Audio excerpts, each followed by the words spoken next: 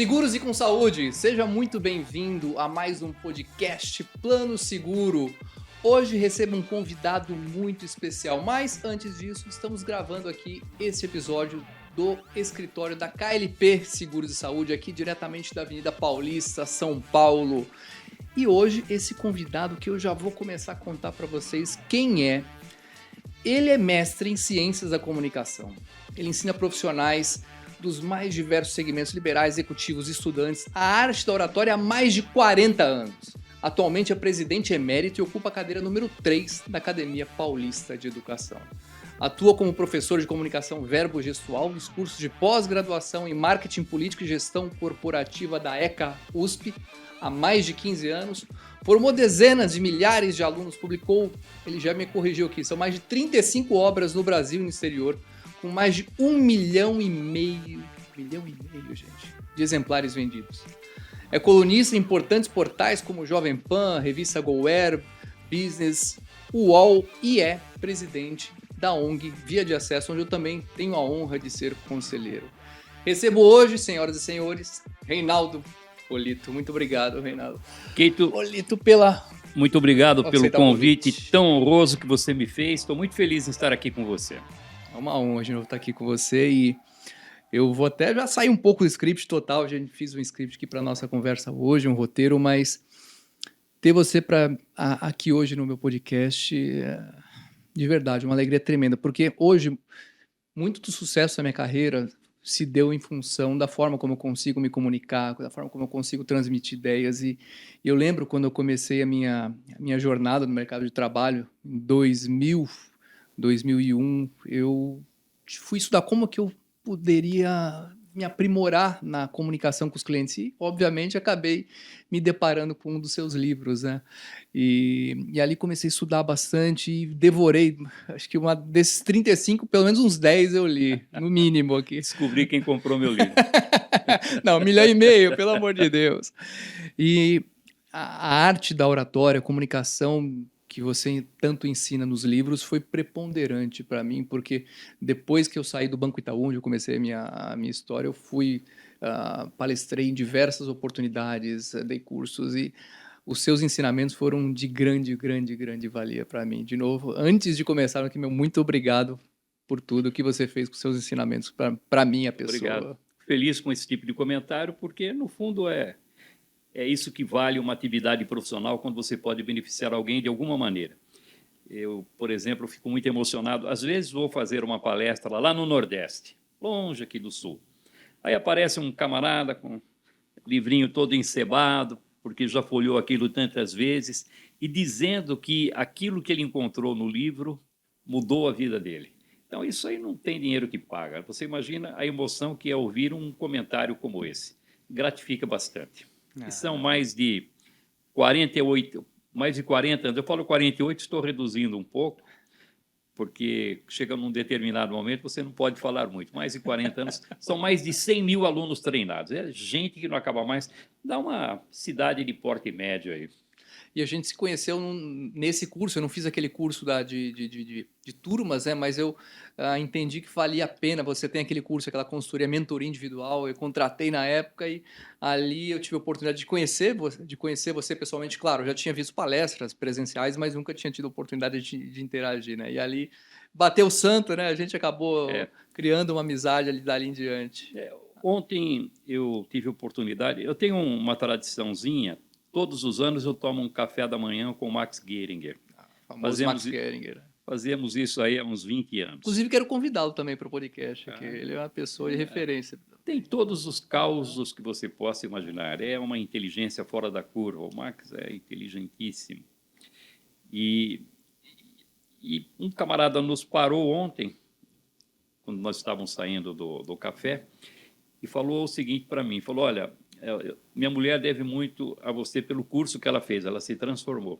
Aí olhou para o Max e disse, Max, quando você estava na Globo, em um dos programas, você passou uma mensagem que, de uma certa forma, me ajudou muito na minha carreira, porque ele disse que tinha feito uma entrevista e achou que não tinha ido tão bem. Tantos concorrentes. E aí o Max disse o seguinte no programa, falou, olha, se você fizer uma entrevista de emprego, mesmo tendo a sensação de que não foi muito bem, mande uma mensagem agradecendo a forma como você foi recebido, a oportunidade que teve. Foi o que ele mandou na quarta-feira seguinte, ele estava sendo chamado e foi contratado naquela empresa. Então, às vezes, uma dica, aquilo pode ser suficiente para virar a chave. É verdade, pequenas coisas fazem diferença. E na comunicação é tudo isso. Às vezes aparece uma pessoa lá meio carrancuda. E aí você começa a conversar, é simpático, boa praça, boa índole, sangue bom, mas aquela cara fechada. Aí você dá um toque de que ele poderia mudar a aproximação com as pessoas, sendo um pouco mais simpático, treinando isso. Ah, como é que treina? Olha, pela manhã você sai... Dá para treinar simpatia? Ah, dá. Sai pela manhã, por exemplo, cumprimenta o porteiro do prédio. Chega no escritório, cumprimenta a secretária. E até me lembro que um falou assim, mas eles não respondem. Eu falei, não se preocupe com isso, é só treinamento, vai cumprimentando. No começo você sente meio falsinho, mas à medida que você vai fazendo, aquilo vai ficando, vai naturalizando e você passa a ser uma pessoa mais simpática. Dá para treinar. E quando você diz que essa simpatia pode resultar em benefício financeiro, aí o outro fica um pouco mais interessado em fazer. Mas é curioso que você falou de cumprimentar porteiros, enfim, e já há muitos anos eu tenho essa prática, né? E às vezes o pessoal até me critica, não, por que está cumprimentando? Pô, não sabe onde colocou a mão? Aí na época da Covid, Covid... Eu falei, pelo amor de Deus, o benefício que eu tenho tendo essa proximidade, essa simpatia com as pessoas é muito maior do que o risco de eventual gripe que eu posso pegar porque cumprimentei. Contato humano. Deu a mão, não sabe depois. Só não põe a mão na boca que está certo. E depois essa turma fica muito grata, né? Porque são poucas pessoas que param para cumprimentar, dar um bom dia, olhar no olho de um manobrista, de um recepcionista. Você está falando algo muito interessante. Um candidato a deputado, uma vez, me procurou e disse que ele não tinha horário, eu também não tinha horário, não casava. E aí combinamos de eu dar aula para ele num sábado à tarde. A escola era lá na Avenida Iraí ainda. E eu lá montando os equipamentos, e aí tocou a campainha e falou, deixa que eu atendo. Aí demorou um pouquinho, voltou e falou, era o entregador de água. Eu dei uma olhada, o galão de água lá estava vazio, aí peguei, troquei, já paguei, está tudo certo.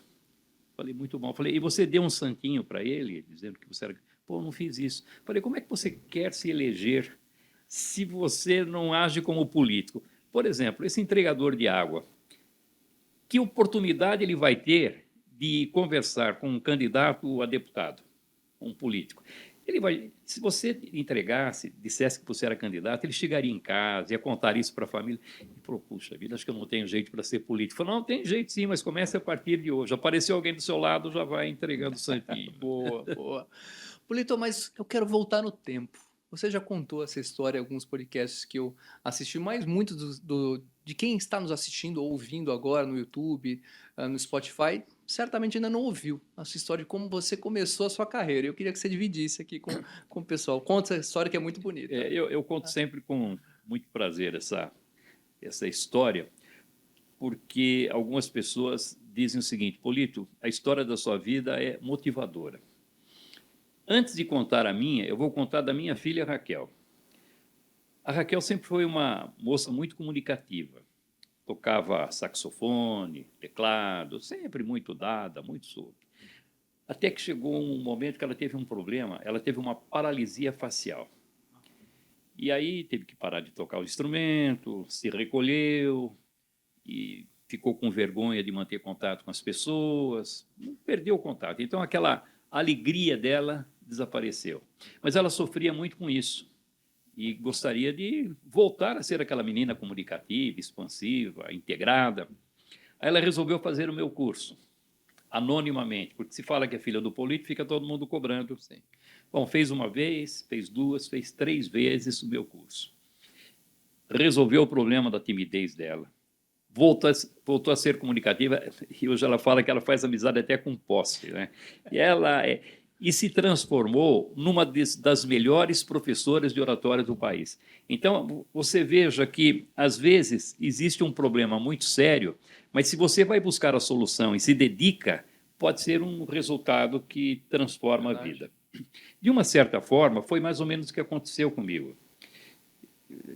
As pessoas que me conhecem sabem que eu sou lá de Araraquara, Torce para Ferroviária também, né? torcedor fanático, Ferrinha, grande torcedor Ferrinha. fanático da Ferroviária, timaço. E já dei aula com a camisa da Ferroviária. Que Eu beleza. devo ter umas 10, 12 camisas Ferroviária, porque o pessoal de Araraquara sabe que eu sou torcedor e de vez em quando manda uma camisa então, com meu nome, com número. E aí eu boto uma dessas camisas aí para dar aula.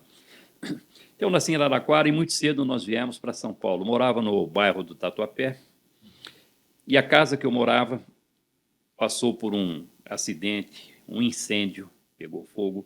Eu fui vítima desse incêndio, com queimaduras de 3º grau. Então, você Caramba. imagina. Então, fiquei meses hospitalizado. E, como consequência das queimaduras, eu fiquei mudo. O trauma foi tão forte que eu fiquei mudo. E depois eu voltei a falar, mas totalmente gago, não pronunciava nenhuma palavra inteira. Os médicos que cuidavam lá do tratamento, eu não sei que tipo de conhecimento eles tinham a respeito de comunicação, mas um deles disse para os meus pais: vocês estão preocupados com a gagueira do menino? Por que vocês não ensinam uns versinhos infantis, umas poesias? Porque assim como o cantor, que é gago, não gagueja quando canta, a poesia pode ter a mesma influência, o ritmo, a cadência. Me ensinaram lá as poesias, aprendi, não sei se foi isso que resolveu ou não, mas a gagueira desapareceu. E nós voltamos para Araraquara. E lá no curso primário, nas festas comemorativas, nas festinhas de final de ano, passei a fazer aquilo que eu havia aprendido no tratamento, que era recitar as poesias. Aí os professores acharam aquilo maravilhoso, incentivavam, os coleguinhas aplaudiam, e passei a gostar de fazer apresentações em público. E naquela época, em Araraquara, havia os serviços de alto-falante, quermesses, nas praças, e eles promoviam concursos de poesia. Então, como eu sabia algumas, ia lá e ganhei alguns desses concursos recitando poesia. Não sabia que existia cursos de oratória. Aqui em São Paulo, um amigo muito tímido, muito introvertido, sofria muito. Você olhava na direção dele, Keyton, ele ficava roxo de vergonha. Então, e sofria. E como ele era muito próximo, ele confidenciava que gostaria de ser diferente, gostaria de mudar. Aí descobri que aqui na rua Bela Sintra, pertinho de você, havia a escola do professor Oswaldo Melantônio, que diziam que era uma escola que era muito boa para tirar timidez das pessoas. Eu não conhecia e falei para esse meu amigo, falei, vamos lá, uma aula de graça, não vai pagar nada. Se gostar, você fica, ou você vai comigo? Falei, lógico, vamos lá. Ele era tão tímido que ele não ficou. E eu, que nem tinha pensado nisso, quando eu conheci o professor Melantônio, a escola dele, a didática dele, eu fiquei tomado por aquilo. Me lembro que eu cheguei Nesse em momento casa... você já tinha superado a gagueira? Já não. Com a poesia e tal, com o passar dos anos já tinha... Grandão já. Tá bom, tá bom, Né? tá bom. E cheguei em casa, virava de um lado do outro, só pensando no curso. Minha turma era às quartas, eu ia lá praticamente todos os dias. E o professor falava, Polito, sua turma é quarta-feira. Professor, não se preocupe, eu fico aqui no cantinho, só quero ver, não preciso nem participar. E ele, vendo o brilho nos meus olhos, aquele envolvimento, aquele interesse, me convidou para ser o assistente dele. Depois me tornei professor na escola, fiquei lá durante 7 anos. E foi aí que nasceu a minha atividade profissional, então esses 48 anos de estrada agora. Quase meio século já, né? É. Meio século. E nesses 48 anos, como é que você vê a comunicação no mundo corporativo? Qual que é a importância dela para o aumento da produtividade, para que exista um bem-estar também melhor dentro desse ambiente corporativo? É interessante, o Walter Nori era gerente de comunicação da Ródia. Nossa, olha essa... E o Walter Nori foi responsável pela abertura da empresa. Porque o que acontece? Quando os militares deixaram o poder, de uma certa forma, a economia também se abriu.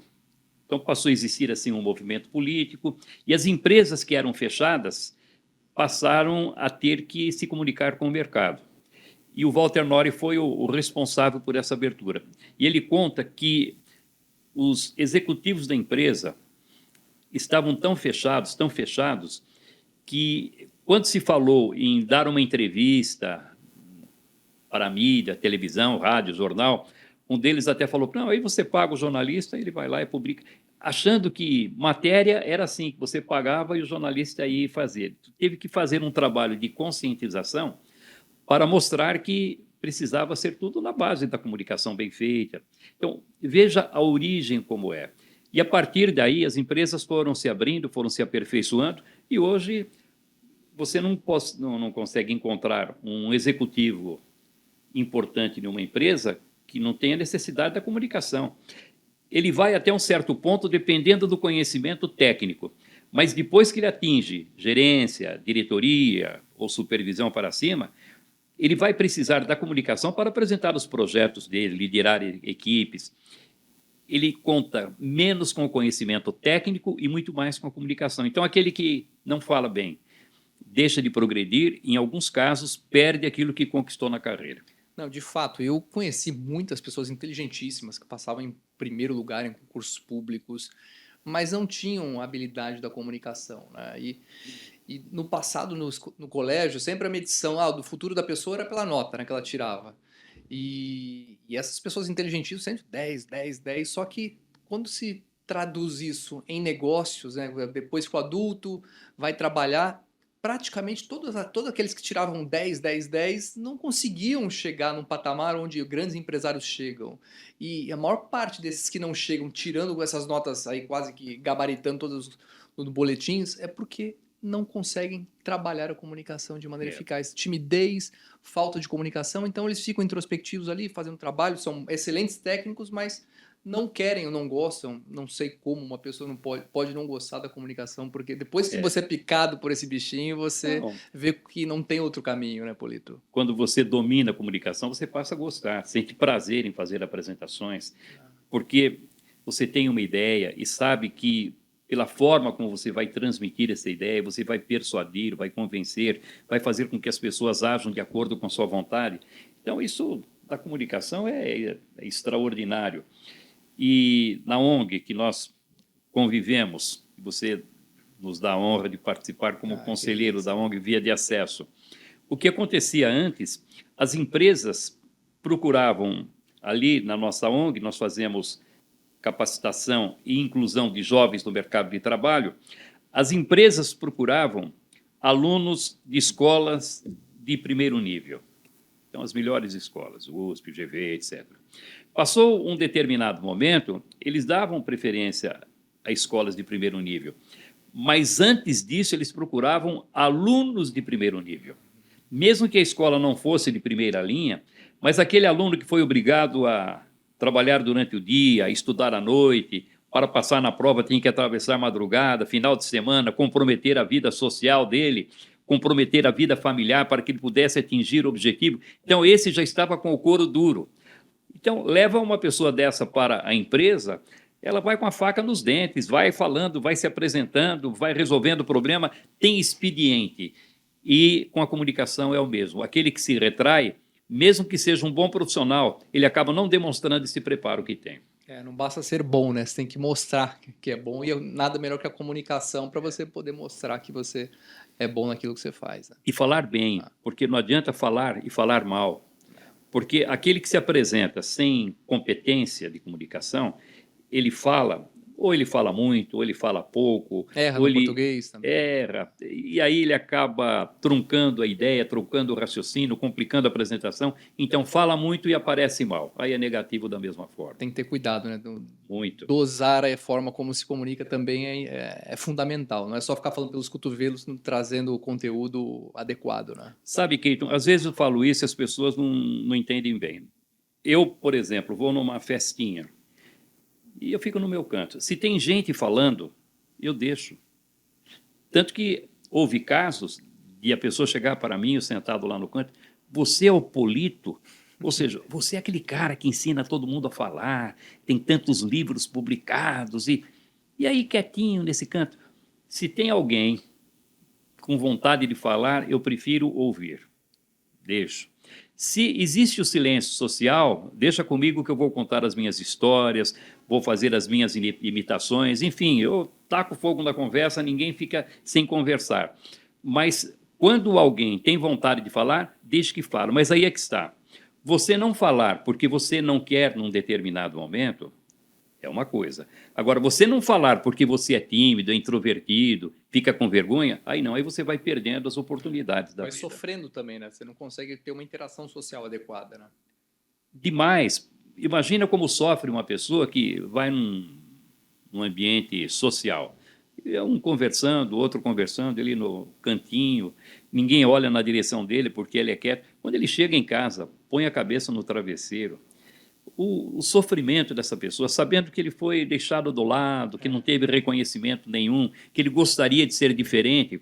Eu vejo lá na escola, às vezes eu recebo um garoto lá de 14, 15, 16 anos. Antigamente, eu só aceitava depois dos 17. Impressionante como essa molecada mudou. Hoje, com 13, 14 anos, gente mandando na tribuna, que é um espetáculo. E normalmente são os pais que levam. Fala, olha, eu não gostaria que o meu filho sofresse o que eu sofri.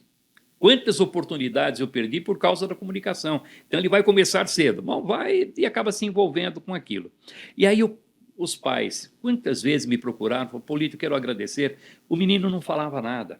Ele sentava na mesa, ficava quieto. Hoje ele chega, ele conta as histórias, ele faz perguntas, conta como é que foi na escola. Mudou a vida, quer dizer, mudou a vida dele, mudou a vida da família e o futuro com certeza será diferente. Que beleza, meu enteado está com 13 anos, aliás, acabou de fazer 14, vou estimulá-lo aí a estudar oratória. Na idade certa para se tornar uma das minhas vítimas.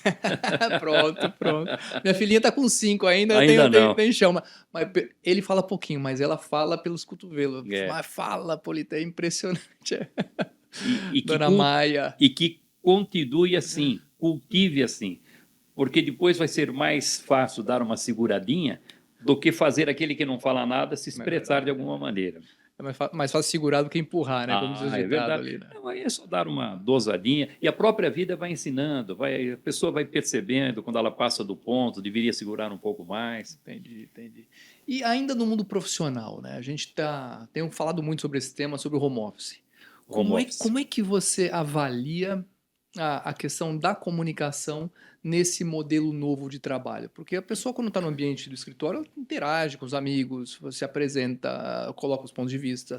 No home office é mais complicado isso, né? Como é que a pessoa pode usar estratégias de comunicação de maneira adequada nos poucos momentos que ela tem ali de interação no vídeo, com o chefe ou com o cliente, enfim, nessa linha? Pois é, eu atravessei essa fase todinha desde o princípio. Você conheceu a minha escola, a maior estrutura instalada para o ensino de expressão verbal do mundo. Aquilo, um espetáculo maravilhoso, extraordinário. Eu tive lá pouco antes da pandemia, acho que foi comecinho, né? Estava lá, a todo vapor. E aí me diziam o seguinte, Polito, você tem que fazer curso online. Você tem que fazer curso online, porque a pessoa tem que vir aqui, imagina, tem um camarada lá em Manaus, e você pelo vídeo resolve. Mas eu era resistente, até por vaidade. Falava, como é que eu posso, numa salinha de 2x2, dar o mesmo resultado que eu dou com esse espetáculo que eu tenho aqui, esse monumento que eu tenho aqui à disposição? Bom, o primeiro passo foi insistir, até que eu e a Raquel resolvemos gravar um curso. Antes da pandemia ainda? Antes da pandemia. Tá. Aí gravamos um curso, muito bem feitinho, e soltamos no mercado. Depois que eu fazia, acho que 2 ou 3 meses que o curso estava no mercado, veio a pandemia. E aí explodiu de vendas, porque todo mundo começou a fazer curso em casa. Nós temos 10 mil alunos nesse curso. Uau! É gente que não acaba mais, Esse foi o primeiro passo. O segundo passo, como nós não podíamos fazer os treinamentos presenciais, resolvemos fazer treinamento à distância. Então, o online eu chamo o curso gravado. Acho que a minha esposa acho que foi a última aluna sua que você comentou, né? Antes da pandemia entrar. Antes da pandemia, presencial. Foi a última vítima que eu recebi. E o curso remoto é esse que, como se fosse presencial. O aluno fica do outro lado, eu vou passando a teoria, aí ele monta o exercício, põe em prática, eu gravo, faço comentário, é igualzinho. E ficamos, durante muito tempo, eu e a Raquel, fazendo essa adaptação. Porque o que acontece? Aquele que pega um curso presencial e transporta para o curso digital ou à distância, sem fazer adaptações, é um fracasso. Porque o tempo deve ser outro, o tipo de interação tem que ser outro, o cuidado que você tem que ter com aquele que está do outro lado é diferente, muda completamente. Bom, estudei tanto esse assunto que escrevi um livro, Comunicação à Distância, junto com a Raquel. Comunicação à Distância, o que não fazer. Você sabendo o que não pode ser feito, fica mais fácil saber como você deve agir. E também no livro Os Segredos da Boa Comunicação no Mundo Corporativo, nós reservamos o último capítulo ensinando como falar à distância. E aí é que está. Aquilo que nós fizemos em termos de educação, Keyton, você pode transportar para a empresa, e você tem razão. Porque nas reuniões presenciais, você tem uma leitura periférica, intuitiva até, se a pessoa baixa a cabeça, se ela pega no celular, se ela cochicha, se ela levanta, você vai fazendo essa leitura, você vai tendo esse retorno e sabe exatamente a direção que você vai tomar. Na comunicação à distância, embora você veja ali os quadradinhos, a leitura é um pouco mais difícil. Muito mais. Você não consegue ter essa percepção lá do outro lado. Por isso que algumas pessoas exageraram. Fazia 3 reuniões por dia, como ficou mais fácil, porque estava ali com a tecnologia, passou a fazer 6, 10, pessoas fazendo 12, 14 reuniões. Você mata o outro que está lá. Parava para ir ao banheiro, né? Não tem. Isso, não dá folga, tem que produzir. Então, calma, e a hora do cafezinho? Qual vai ser a hora do cafezinho? E aquele momento em que ele não vai fazer nada, tem que dar um descanso. Eu sinto que hoje começou a mudar um pouquinho. As pessoas já aprenderam que aquele rigor não leva a nada, é evidente que não vai ser negligente, mas isso tem que acontecer. Agora, para trabalhar home office, é preciso ter disciplina.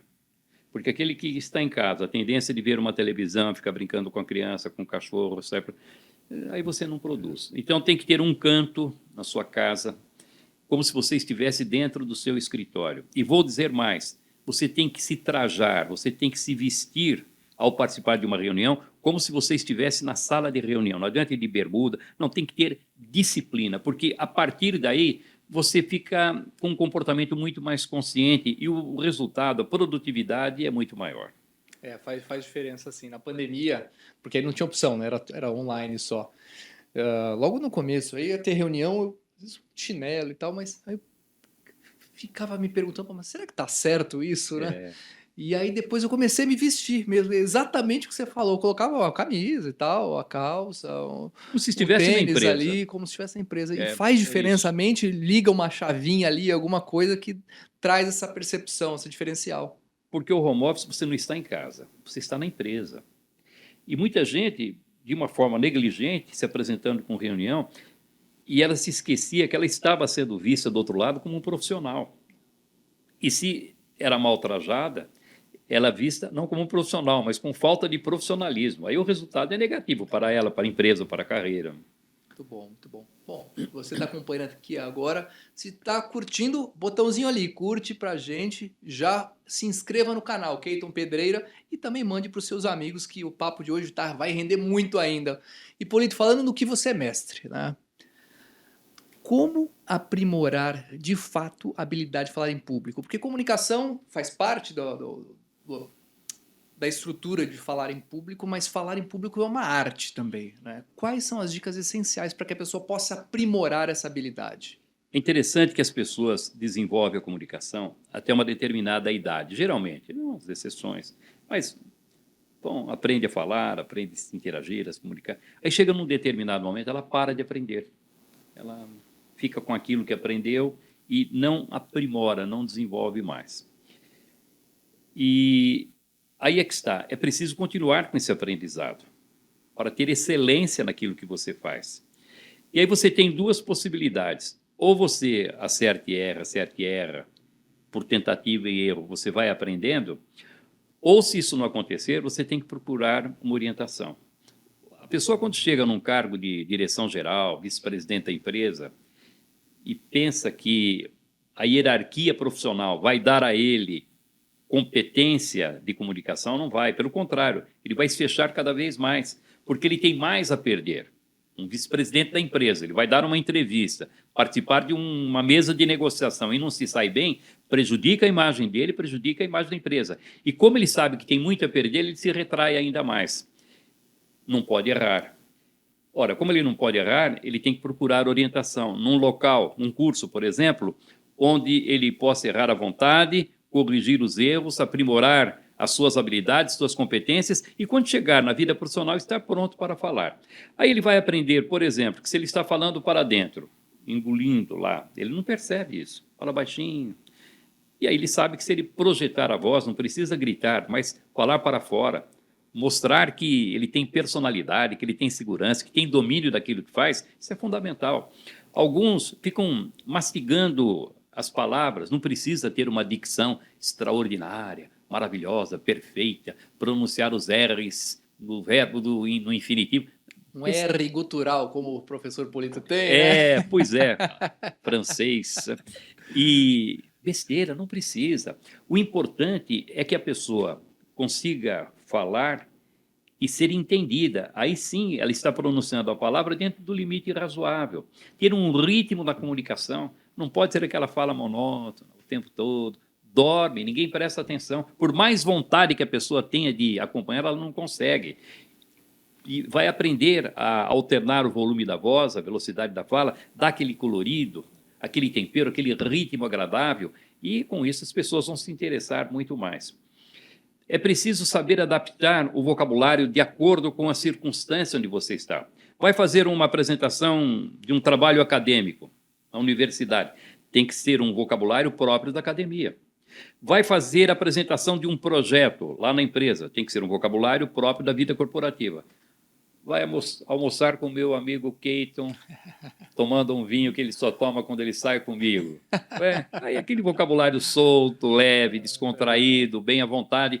Portanto, tem que ser um vocabulário nosso próprio, mais adequado, apropriado para cada tipo de ambiente. Perceber se a pessoa não está com aquelas repetições viciosas, chatas, né, tá, ok, certo, percebe? Se você fala 3, 4, 5, né, não tem problema nenhum. Mas quando isso se repete com muita frequência, se transforma num ruído da comunicação. E ao se transformar num ruído da comunicação, você prejudica o resultado daquilo que está sendo transmitido. Aqueles chatos do Isso é irritante. Eu tive um professor, acho que foi no colegial, que fazia isso. Ele era motivo de chacota dos alunos lá, porque ele tinha toda hora né.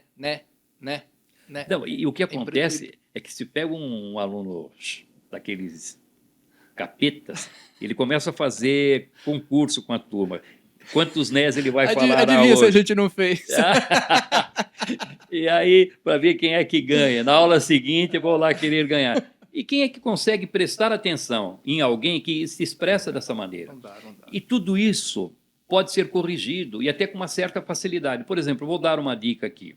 Aquele que fala muito né, pode ter certeza que se você passar a encerrar as suas frases com uma inflexão de voz de quem está afirmando e não de quem está fazendo pergunta, olha, está afirmando e não de quem está fazendo pergunta, você vai corrigir, ponto.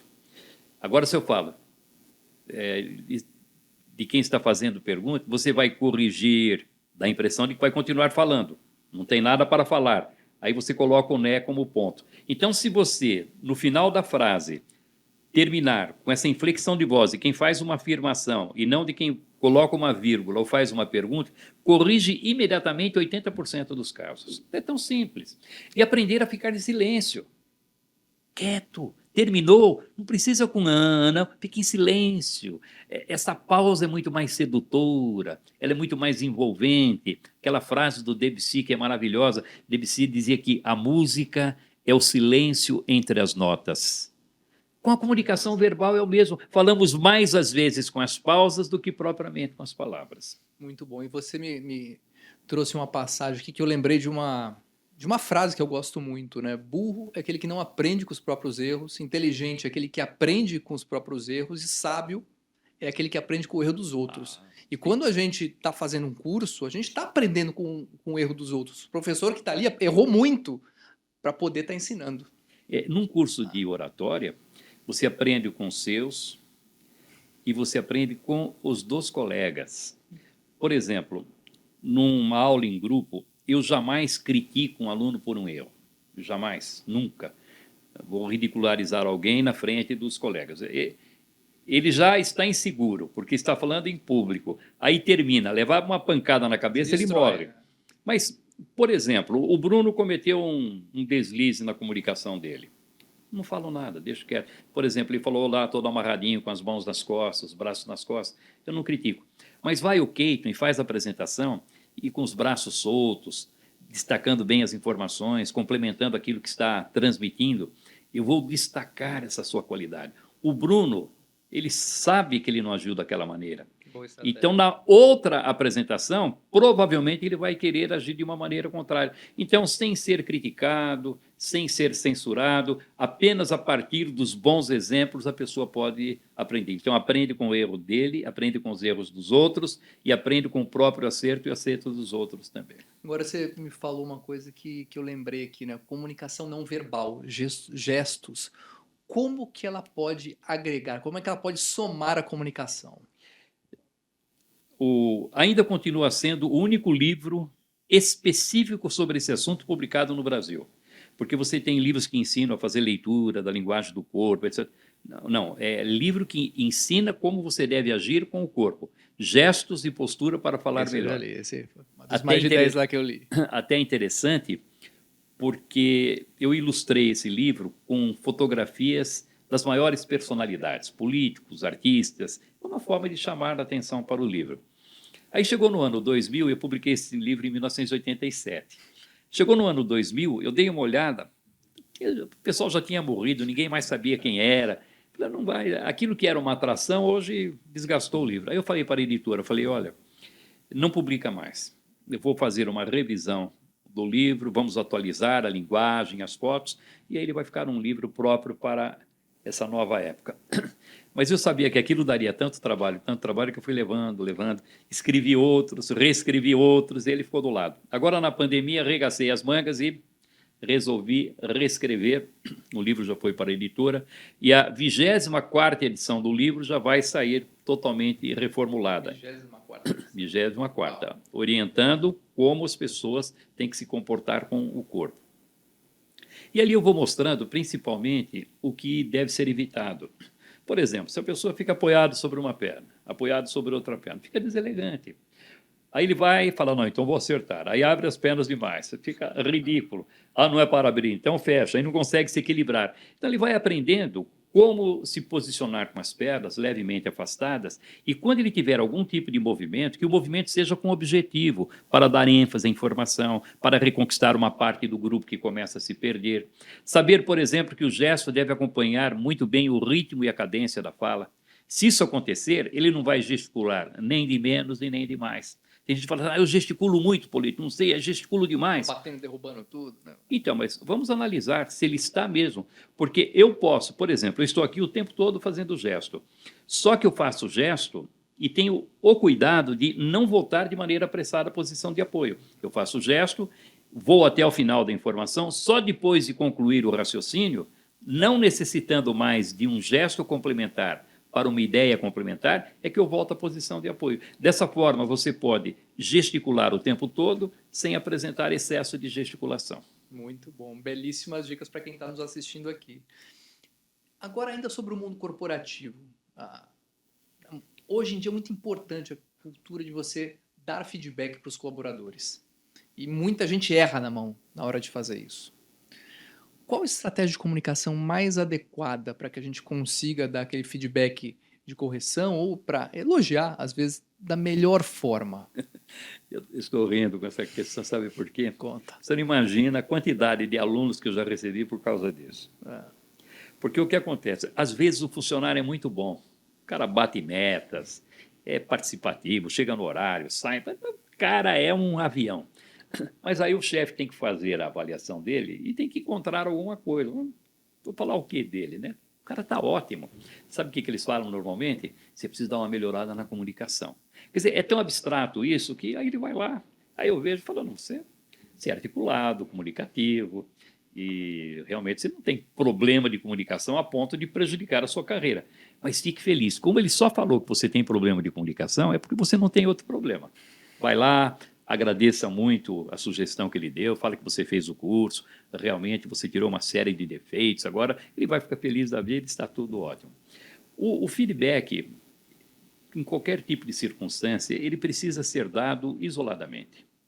Você está na frente de um grupo, por exemplo, 10, 15 vendedores. Um não bateu meta, um.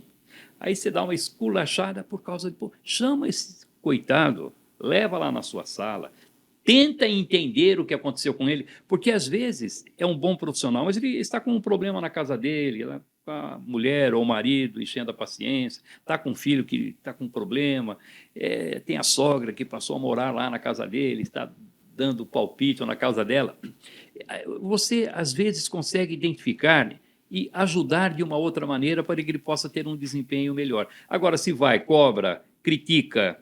Tem gente que fala assim, Polito, eu não tenho esse tipo de paciência, não. O cara não, vai lá dar uma pancada na cabeça dele, se ele quiser produzir, ele produz, se não quiser, tem outro querendo entrar. Aí depende muito, mas eu acho que tem que ser diferente. Tanto que eu dei aula para muitas empresas, Keito, e que o funcionário não ia bem, eles não mandavam embora. Pegavam e trocavam de setor. Nova diária, né? Por quê? Às vezes ele não se dava bem naquela atividade. Ou, às vezes, o ambiente onde ele estava ali não foi bom para ele. O chefe não era legal. Aí vai de um outro lado e acaba produzindo mais, tem outro tipo de convivência. Então, isso pode acontecer. Então, o feedback, a avaliação isolada, pessoal, consciente, não é falar por falar, é saber exatamente aquilo que está acontecendo com a pessoa. Não está produzindo. Não está produzindo quanto? Era 100, ele produziu 95. É um problema de desempenho esse daí. Poderia ter um negócio que ele tivesse fechado a mais, poderia ser suficiente. Isoladamente, isso funciona melhor. Agora vamos pensar nos líderes, né? O gestor da área. Ele precisa necessariamente de uma comunicação mais forte, mais agressiva, ou não necessariamente você precisa disso para liderar pessoas? Tem de tudo. Tem gente que, se você não der uma pancadinha, ele não vai. É como um jogador de futebol. Jogador de futebol é igual. Tem uns que você tem que dar colinho e tem outros que você precisa pegar um pouco mais pesado com ele. Então, aí depende muito da sua habilidade de fazer essa leitura. O que eu recomendo sempre na comunicação do líder é que ele fale sempre com envolvimento, que ele fale sempre com disposição, que ele fale sempre com energia. Ele não pode falar por falar. Porque se ele não demonstra interesse por aquilo que ele está dizendo, como é que ele pode pretender que os liderados possam se envolver pela mensagem que ele transmite? Então, antes de envolver o liderado, ele precisa demonstrar que está comprometido com aquilo que está dizendo. Aí sim. E aí tem também a questão da coerência. Se o líder fala e age da maneira como ele está falando.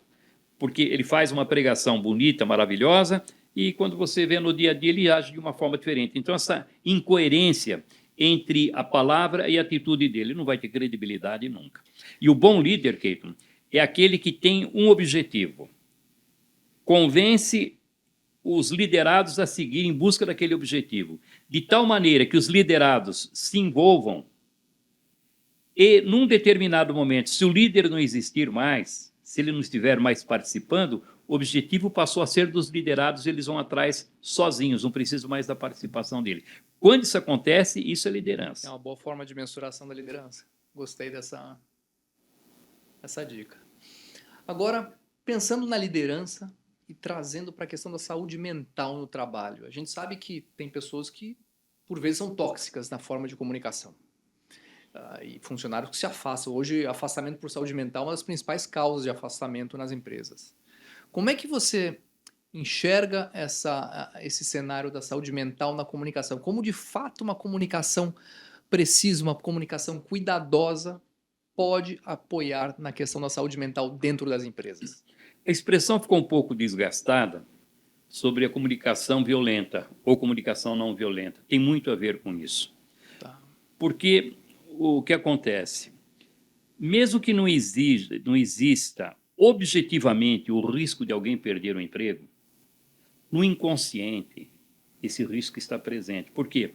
As pessoas vão acompanhando e vendo que as empresas fecham, fazem associações, uma compra a outra. Você dorme hoje, no dia seguinte vai para a empresa, já o seu cargo não existe mais. A empresa foi comprada e provavelmente aquele que comprou traz o funcionário com as aptidões que o seu cargo deveria ter, e você fica de fora. Então, essa preocupação sempre está lá, no inconsciente. Isso pode acontecer comigo. E se você tem uma comunicação violenta com os liderados, se você bate pesado, vai tocar esse sininho de que talvez ele esteja correndo risco.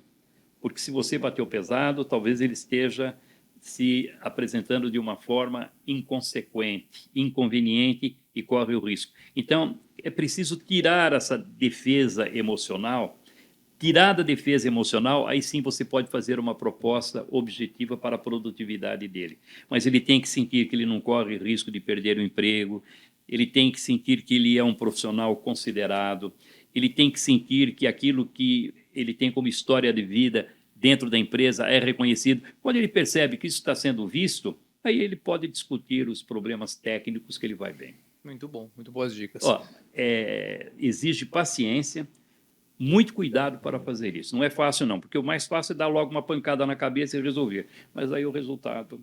Não vai ser processo trabalhista e sem contar a saúde das pessoas, que de fato é impactada por isso. Processo trabalhista, você sabe que eu dei aula para uma empresa de consultoria lá em Manaus e eles faziam consultoria para uma empresa coreana.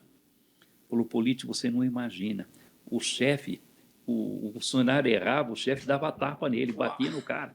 Eles tiveram que fazer reunião. Eu falei, escuta, aqui não pode, rapaz. Não, mas tiveram que ensinar que não poderia agredir fisicamente o funcionário. Então, se agride fisicamente, você imagina com as palavras, então. Isso era muito comum nas escolas. Imagino, na minha época eu já não tinha mais isso, mas na sua época de escola acho que devia ter, na palmatória, não tinha isso ainda? Gostei desse comentário que você fez na sua época. 50 aninhos ensinando, pelo amor, vai, conta a verdade pra turma. Você sabe que de vez em quando chega uma pessoa e fala assim, meu pai foi seu aluno, minha mãe... E você nasceu no mesmo ano do meu pai, em 1950, né? 50. 2 de dezembro de 1950, porque eu faço dia 4 de dezembro, né? Então mais uma... Então chega falando, meu pai foi seu aluno, minha mãe foi... Até aí vai tudo bem. Agora quando fala assim, minha avó foi sua aluna. Aí lascou. Aí eu não falei, rapaz. Aí... Mas tinha ainda reguada, palmada na mão? Não. Quando eu estudei já não tinha mais isso. Mas será que talvez o seu colégio, porque meu pai falava que... Não tinha, olha, eu não tinha lá na escola, era grupo escolar, era público, não tinha não. Que bom. Eu não me esqueceria. Não. Levar uma reguada, uma pancada, você... Mas, por exemplo, meus pais, sim, esses tinham milho para ajoelhar e tinha palmatória. Minha esposa é descendente de japonês. Ela chegou a estudar em colégio japonês e falou que ela apanhava das professoras, tomava reguada lá. E a cultura oriental, de fato, tem essa... Mas deve ter mudado hoje também, né? Mudou, mas... Acho que... Isso dela não faz tanto tempo assim, né? Até Nisei, eu acho que sim. Sansei, eu acho que já passou por isso. Melhorou. Agora, conta uma coisa, curiosidades aqui. Você já contou aí dos vários alunos ilustres que você teve. Claro, se você puder conta um pouquinho de alguns alunos aí famosos que você teve, algumas curiosidades deles. E tem tantos. Uma curiosidade na sua cidade, que é Santos. Opa. Eu tive 3 alunos que foram prefeitos seguidos em Santos. O Beto Mansur ficou lá 8 anos, o Papa ficou 8 anos e o Paulo Alexandre 8 anos. Então, durante 24 anos da administração, os prefeitos passaram pelo meu treinamento.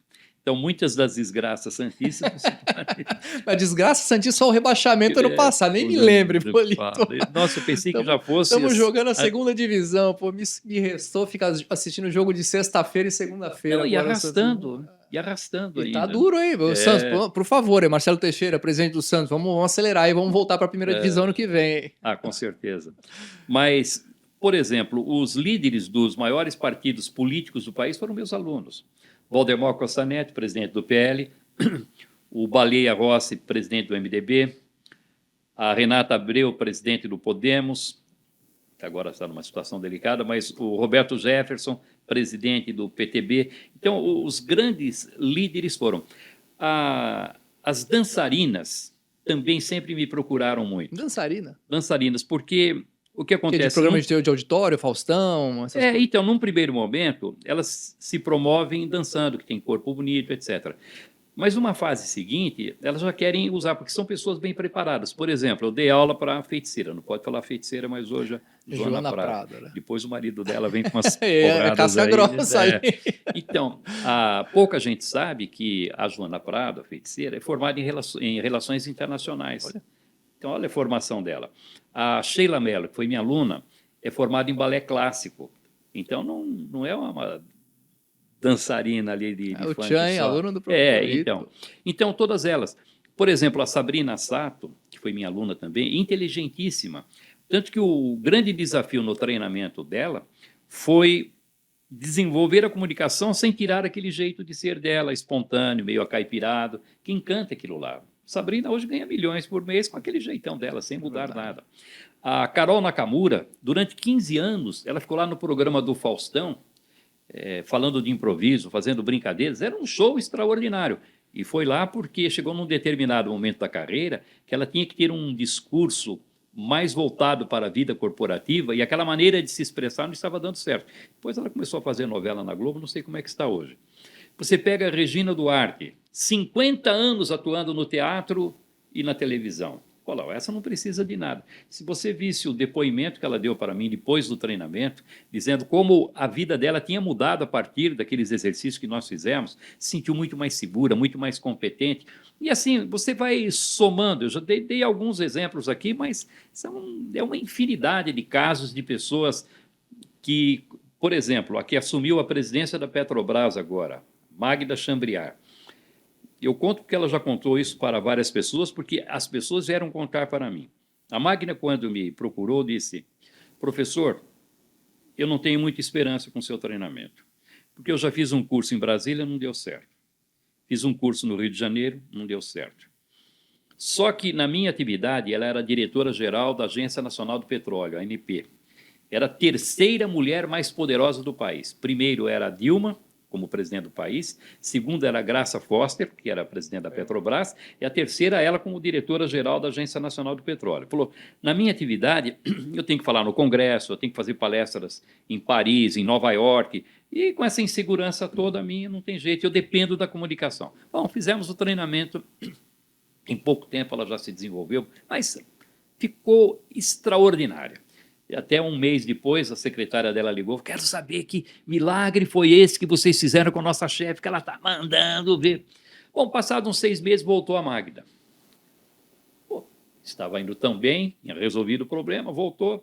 Pô, Magda, tudo bem? Estou sabendo que você arrependeu. Não, Polito, pode ter certeza que eu estou. Minha vida é AP e DP. É antes do Polito e depois do Polito. Falei, então, mas por que você voltou? Ela falou, eu sinto que o meu improviso está um pouco caseiro. Eu precisaria ter um improviso mais voltado para o mundo corporativo, um pouco mais sofisticado. Aí fizemos uma aula de aperfeiçoamento, realmente ela deu uma virada nessa chave. Então, veja, essas pessoas importantíssimas que estão aí, de uma certa forma, influenciando na história do nosso país e que precisaram desenvolver a comunicação para que fossem mais competentes no seu trabalho. Muito bom. E você falou de improviso, agora me veio a ideia de fazer essa pergunta, né? É uma arte. Falar de improviso, improvisar, é uma arte. Que dica que você pode dar para quem está assistindo a gente aqui agora? O Mark Twain, por sinal, Mark Twain foi um escritor extraordinário, maravilhoso, e um grande palestrante. E ele resolveu, num determinado momento da vida dele, fundar uma editora e com o único objetivo, publicar só livros de alta qualidade. Só livros de alta qualidade. Agora, uma editora que só faz livros de alta qualidade não vai para frente, porque não tem tantos leitores assim. Mas ele era tão dedicado a isso, Keyton, que ele fazia o seguinte, como ele era um grande palestrante, ele fazia palestras bem remuneradas, e o dinheiro dessas palestras ele aplicava na editora dele. Por que eu estou falando do Mark Twain? Porque ele disse uma frase lapidar. Para fazer um bom discurso, eu preciso de pelo menos três semanas. Para fazer um bom discurso de improviso, eu preciso de pelo menos 3 semanas. Tá bom. Mas é bem isso. Por exemplo, quando alguém dá a palavra a você, bom, primeiro que ninguém vai dar a palavra para que você fale algo que não esteja ligado à sua atividade. ou ao seu hobby, né, que você gosta de dar uma malhada, que você é bonito, ou então falar a respeito de seguro, ou falar de liderança, enfim, são as atividades que você desenvolve muito bem. Então você não vai falar sobre aquilo que você não conhece. E quando alguém fala, ele não cria informações no momento em que ele está falando. Nós estamos conversando aqui já há um tempão. Nada disso foi programado e planejado. E a conversa está saindo. Porque nós estamos utilizando informações que aprendemos ao longo da nossa vida. Falar de improviso nada mais é do que você resgatar essa experiência, esse conhecimento que você teve para o assunto da atualidade que tem que ser tratado. Muito boa dica. Agora, pensando na evolução, né, da oratória, tem os grandes oradores da história aqui já no Brasil, Rui Barbosa, Padre Vieira, Reinaldo Polito. Esse é o craque. Como é que você vê a evolução? Mudou muita coisa? É a mesma coisa do que há 1000 anos atrás? Mudou. Como é que você vê essa evolução da oratória? Quais elementos estão sendo aprimorados? O que você vê para o futuro também da oratória? Mudou demais. Keito, se eu desse aula hoje, da mesma maneira como eu dava há 40 anos, eu teria saído do mercado. Se eu, daqui a 10 anos, der aula como estou dando hoje, eu vou ficar fora do mercado. Tanto que, com todas as atividades que eu tenho, você leu aí o meu currículo, eu dou aula em 4 cursos de pós-graduação, lá na ECA, na USP. Marketing político, gestão corporativa, gestão de comunicação e marketing e MBA de gestão de comunicação e marketing. Evidentemente que eu não estou dando aula lá por causa da remuneração. Daí eu teria prejuízo porque ganharia mais dando aula lá na minha escola. Mas o que acontece? É uma oportunidade de aprendizado que eu tenho extraordinária. Porque em contato com essa garotada, com esses jovens, eu vejo se a minha piadinha... Porque quem é que frequenta o meu curso? É você. É o presidente, vice-presidente, diretor-geral. Se eu não tomar cuidado, a linguagem vai dando uma envelhecida. Eu vou ficando fora.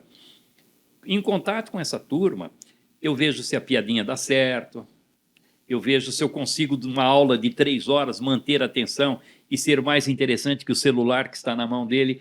A concorrência é pesada, hein? Pesadíssima. Então, se de um lado eu ensino, do outro eu recebo um oxigênio que é vital para que eu continue dentro da minha atividade. Se não fosse isso, talvez tivesse desaparecido. Então, a comunicação vai mudando pela própria pessoa, mas principalmente pelo tipo de ouvinte que nós temos. Pegue um jovem de 30 anos atrás. Quem eram os ídolos deles? Que tipo de preocupação ele tinha? Quais eram as aspirações, os medos, os receios? Compara com o jovem de hoje. Mudou, é outro. Então, você não pode falar para o jovem de hoje como você falava para o jovem de 30 anos. Então, tem que ter uma mudança. O Rui Barbosa, hoje, se ele viesse fazer uma palestra, Rui Barbosa, grande Rui Barbosa, Rui Barbosa, seria um fracasso. Seria um fracasso. Se alguém se comunicar hoje como se comunicava como Rui Barbosa, provavelmente não seria um bom orador. Agora, você falou, quem são os grandes oradores? Alguns que eu não conheci, gostaria de ter conhecido. Tem 2 pessoas que, se eu pudesse, de uma certa maneira, voltar e bater um papo de 2 minutos. Um é Antônio Vieira. Antônio Vieira. Eu escrevi, junto com a Raquel, o livro Oratória para Líderes Religiosos. Nós mudamos tanto esse livro, mudamos tanto, que ele está saindo esse mês como um outro livro. Aprenda a falar em público com os melhores pregadores da história. Então, o livro está lindo, maravilhoso. Paulo de Tarso foi um dos grandes oradores. Foi extraordinário.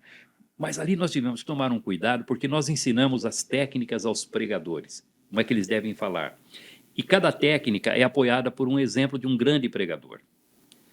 E tivemos que tomar um cuidado danado, porque senão só dava Vieira, porque o Vieira tem exemplo para tudo.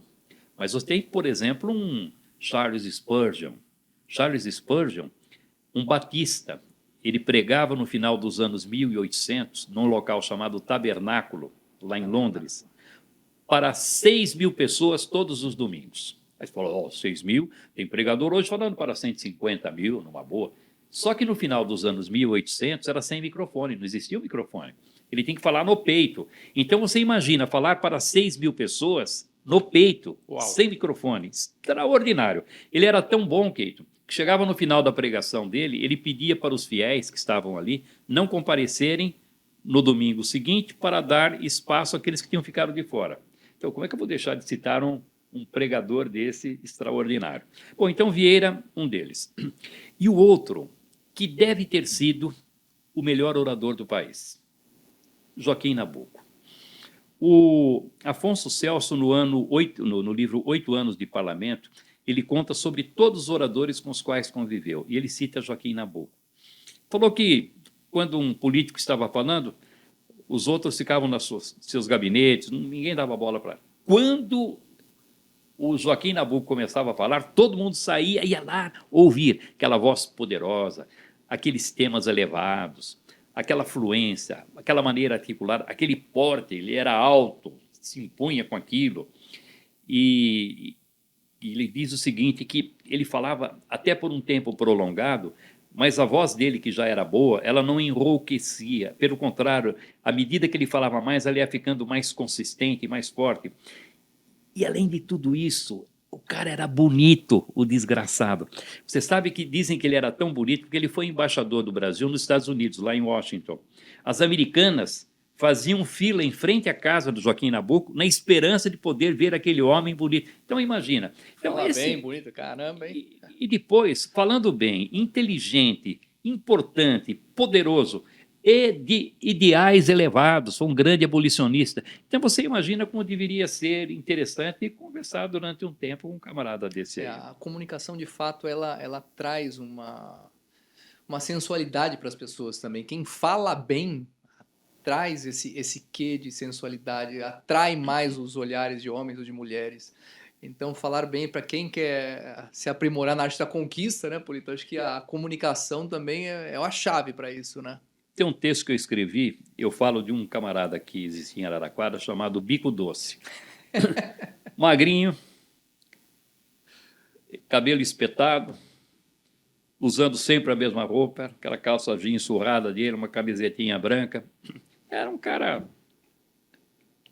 Ficava lá o pária da sociedade, vai. Sempre muito bem acompanhado. As meninas mais bonitas sempre do lado do Bico Doce. Mas ele contava histórias tão encantadoras, ele tinha presença de espírito pronto, ele era um cara bem-humorado, ele era envolvente. Então, veja, mesmo ele não tendo dotes físicos, não tendo uma beleza física, mas ele era tão encantador com a comunicação dele que as pessoas queriam ficar perto dele. Faz diferença, de fato faz diferença. Faz diferença. Então, aqueles que estão nos ouvindo, se não por outro motivo, você vai ganhar mais dinheiro e vai ser uma pessoa mais sedutora. Muito bom, muito bom. Agora, pensando aqui também, né? A gente está falando de falar em público, falar com 1000 pessoas, falar na empresa, mas hoje tem o advento da internet, das redes sociais e também da... É o que estamos fazendo aqui. Mas a gente está falando um com o outro, mas tem muito... Hoje é muito comum as lives onde você faz sozinho. Ou aquele vídeo que você pega o celular e você começa a falar, pega lá, tô aqui... E você faz muito. Aliás, aprendi a fazer isso com base na minha bagagem toda que eu tenho, graças a você também. Mas muitas pessoas travam, não conseguem fazer esse tipo de atividade. Gravar um vídeo falando sozinho, falando numa câmera, não é tão fácil. Parece que é fácil, não. Mas é até mais difícil do que falar com outra pessoa, né? Não existe nada mais difícil do que você falar para uma câmera numa situação como essa. Tanto é verdade, Keyton, que quando as pessoas começaram a ter que fazer lives, fazer essas apresentações, muitos palestrantes experimentados, traquejados, que já estavam acostumados a enfrentar plateias de 1.000, 1.500 pessoas, me procuraram dizendo que eles estavam com dificuldade. Eles estavam ficando artificiais diante da câmera. Eles estavam sendo criticados pelo tipo de comunicação que eles exerciam. Então, houve necessidade de fazer treinamento com esse pessoal para que eles aprendessem a transportar para essa situação formal aquele comportamento solto que eles tinham no dia a dia. Quando eles aprenderam, diante da câmera, conversar como se estivesse conversando com 2 ou 3 amigos, sem querer usar palavras diferentes, sem impostar a voz, aí sim eles estavam prontos. Acho que essa é a chave. Por exemplo, eu tenho acompanhado todas as suas gravações. A evolução que você teve desde o princípio até agora, muito mais solto, muito mais articulado, muito mais simpático, muito mais envolvente. E aqueles que convivem com você no dia a dia, percebem que quando você faz uma gravação, você é o mesmo, você está interpretando. Fala com um pouco mais de envolvimento, de vontade, porque é importante isso para influenciar o espírito Como do líder, outro. né? Tem que falar de maneira mais Perfeito. ativa, né? Mas não Altiva. muda, você continua sendo você mesmo. Que bom que muitas pessoas sofrem com isso. Então, se você sofre com isso, qual a dica? Vamos pegar uma dica para quem precisa ou quer falar com nesse formato, com o celular, com uma câmera. Qual que é uma dica fundamental para a pessoa poder Arroba Polito. aprimorar? Arroba Polito? Mas é Arroba verdade, Polito. era o que eu te perguntar. Como que as pessoas encontram o Polito hoje? Arroba Polito. É o caminho, Instagram, YouTube? é o caminho mais curto que tem, é o Instagram, arroba Polito. Vai lá, manda uma mensagem, eu respondo tudo na hora, ali fica sabendo, porque aí eu pego o contato, a Virgínia manda lá os programas e faz qualquer tipo de treinamento. Então, qualquer tipo de comunicação pode e deve ser aprimorada. Eu preciso falar na reunião da empresa, porque eu tenho que apresentar os meus projetos. Vai fazer o treinamento para isso.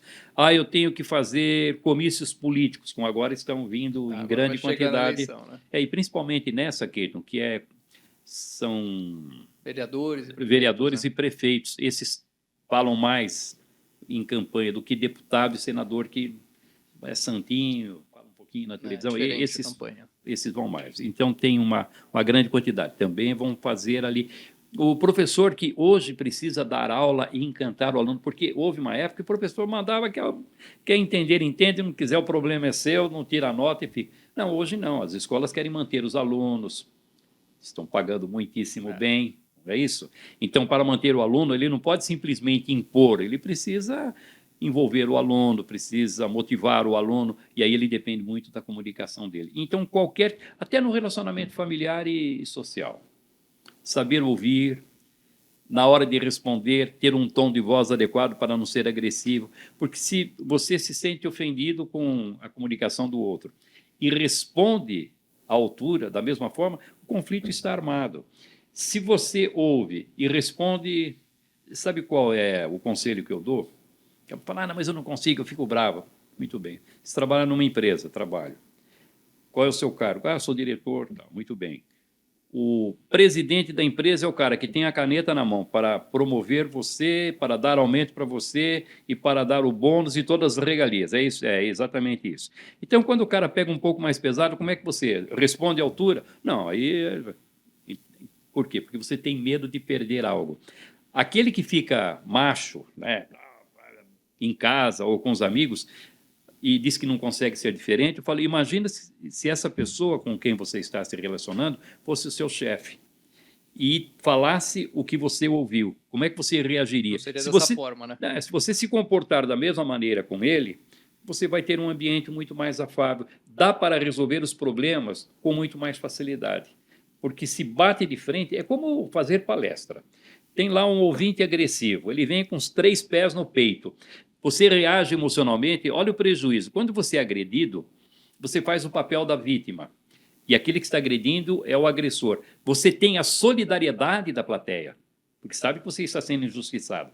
Quando você reage emocionalmente, o que acontece? Você passa a ser o agressor e o outro passa a ser a vítima. Inverte o papel e ele ganha a solidariedade da plateia. Não é inteligente isso. Eu sei que não é fácil, a vontade é logo dar uns petardos, mas tem que ser inteligente. Em comunicação tem que ser inteligente e não pode ser bruto, não.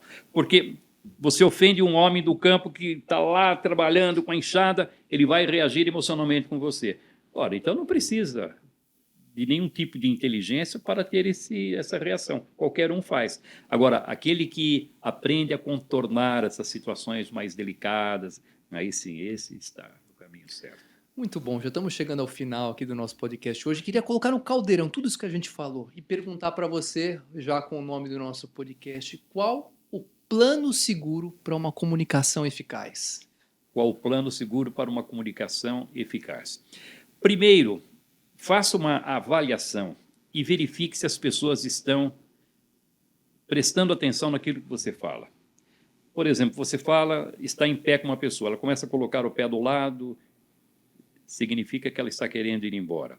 Está conversando com alguém, dá uma tamborulhadinha na mesa, ou dá 2 tapinhas na perna, você pode ter certeza que é hora de encerrar, ela não está envolvida, é preciso mudar aquela situação. Então, essa é a primeira checagem que vai fazer.